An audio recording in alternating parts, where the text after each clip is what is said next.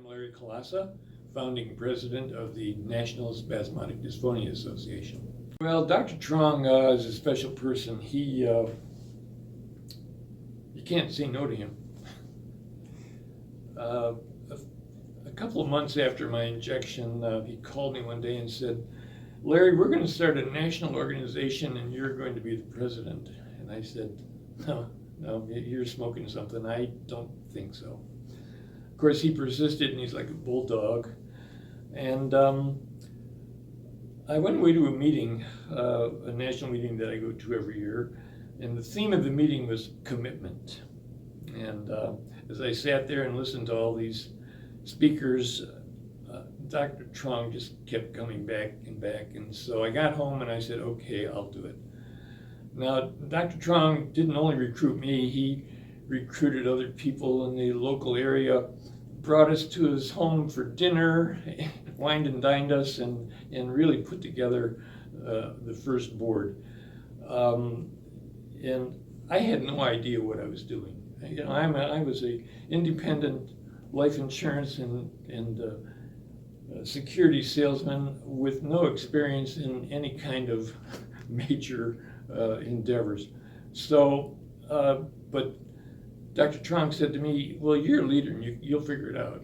So, but with his help, and also he gave us our first donation, which helped us with postage and some other things that just to get started. So he's truly the founder of this organization.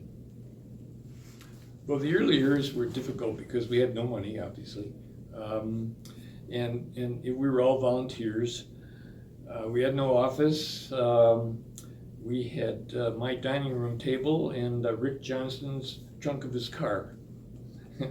And we had people who, in our support group locally in the Detroit area, who would help us with answering mail requests. And there was an article in Prevention magazine that really started the ball rolling, and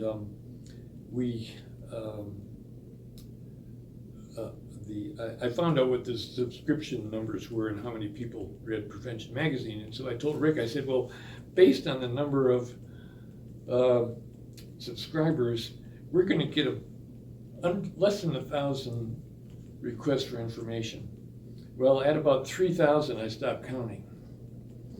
And that was our challenge, was trying to answer these requests.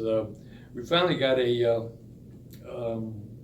toll-free number, and a friend of mine had an extra room in his office, and he let me sublet that for, I don't know, I think it was $50 a month.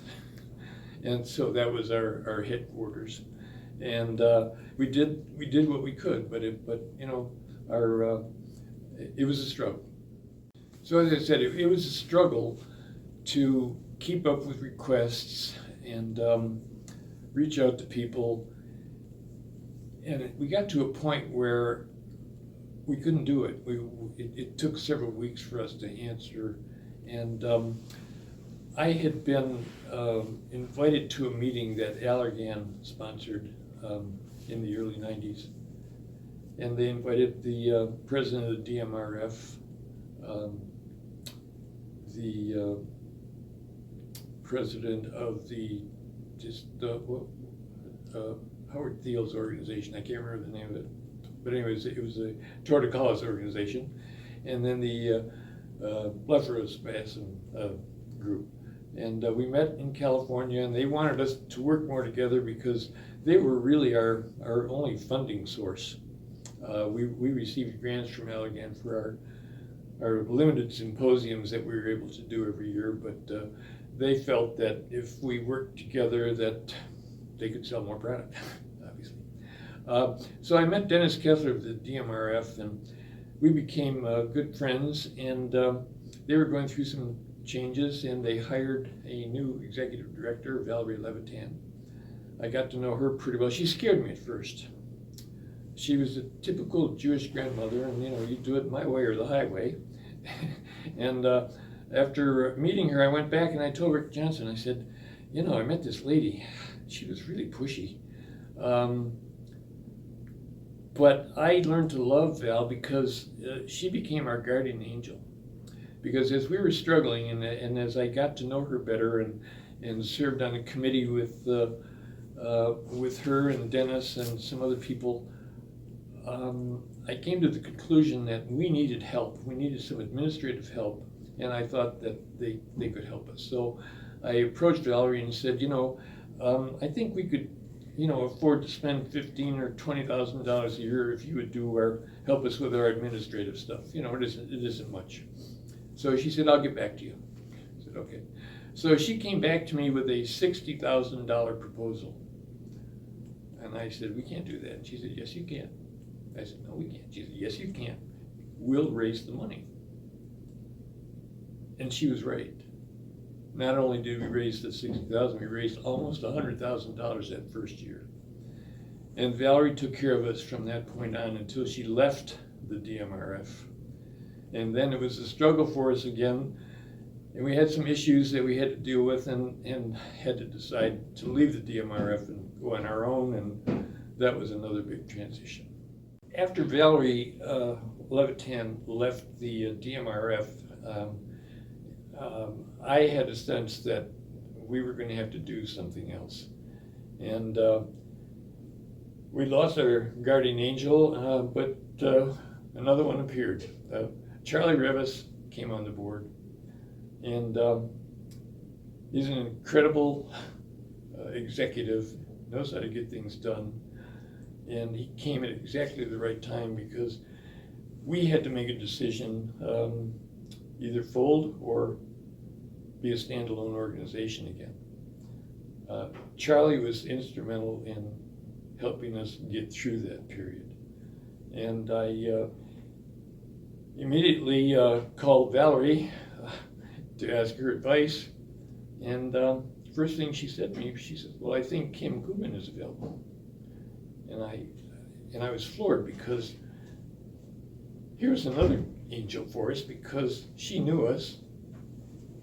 She could step right in and run the organization without any training or period of time to get acquainted with what we're doing.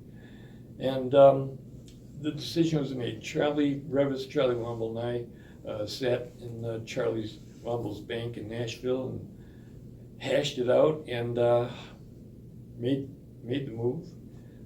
Probably the best move we could have made. And now, thanks to Charlie's leadership, we've, I think, accomplished way more than I ever expected.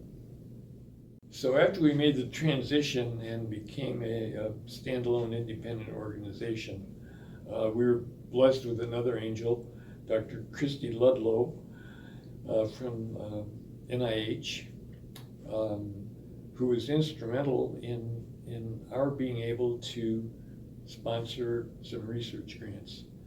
At the time, we had maybe one or two research grants that had been funded, but through the DMRF, and now we're on our own. But in a few short years, we went from one or two studies being done to, 12 or 13. I mean, it was almost astronomical because of the way it happened so quickly, and it was because of Dr. Ludlow's help and putting things together for us and putting us in the right direction, and her guidance and leadership, I think, have been, very beneficial to us. And without her, I don't know that we'd be where we are right now with funding research grants. The NSDA is, I think, a unique organization. I've been involved in other organizations and served on boards.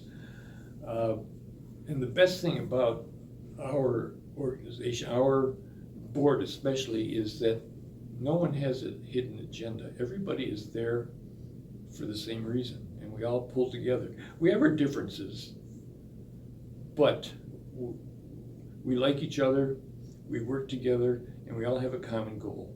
And you don't find that very often in organizations because there's always somebody who has a political motive or some ulterior motive for being involved.